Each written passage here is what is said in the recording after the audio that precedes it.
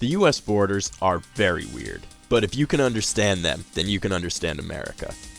Welcome to Borderless. Even for the country's oldest border in the northeast, the border starts by following this river, but then veers off. What's going on here? To understand that, we need to look at this. These are the earliest European settlements in the region.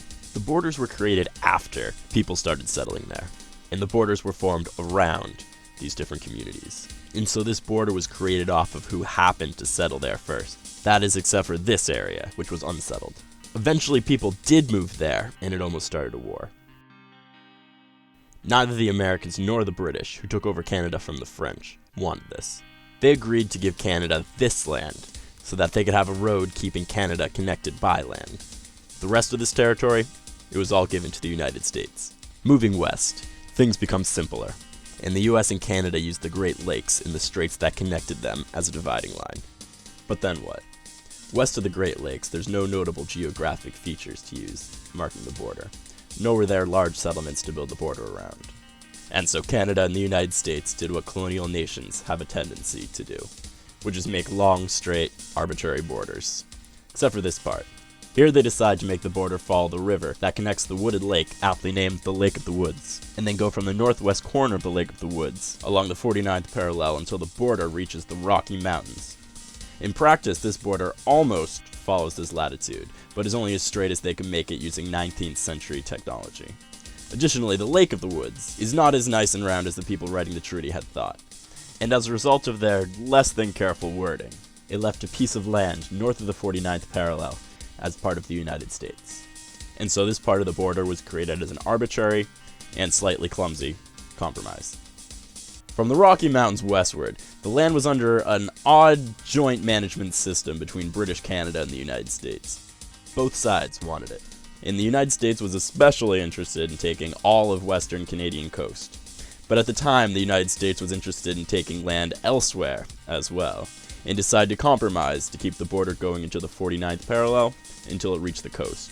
This was to keep the British happy, and to stop them from siding against the United States if, for a crazy example, the US were to invade Mexico or something. And so this part of the border was created so that Britain would look the other way. But before we look at what the United States may or may not have been plotting to do in Mexico, let's look at the final part of the US-Canada border. Big arbitrary line running down from the Arctic? Sure, why not? But what's happening here? This is a little strange. Why does the US own just the coastline? To understand that, let's increase the size of the mountains.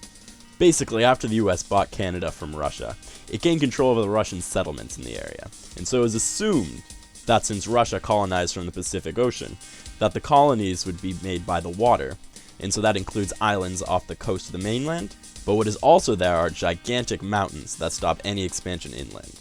And so the border stops here, at the summit of the massive mountain range by the coast of the mainland. Thus, the Alaskan border existed where all Russian settlements had the potential of existing previously in North America, plus some unsettled lands, by Europeans that is. Now turning to Mexico. When Texas declared independence from Mexico, it shortly after successfully applied to be annexed by the United States.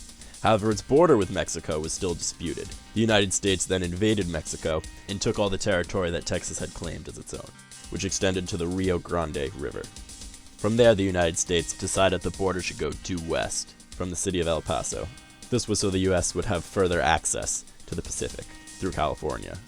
This part here has a different story. Here the United States really wanted to build a railroad across its southeast, but it was too mountainous, so Mexico agreed to sell this land to the US, so that they could put a train line through it. And the rest of America's borders are with the water. Like and subscribe for more.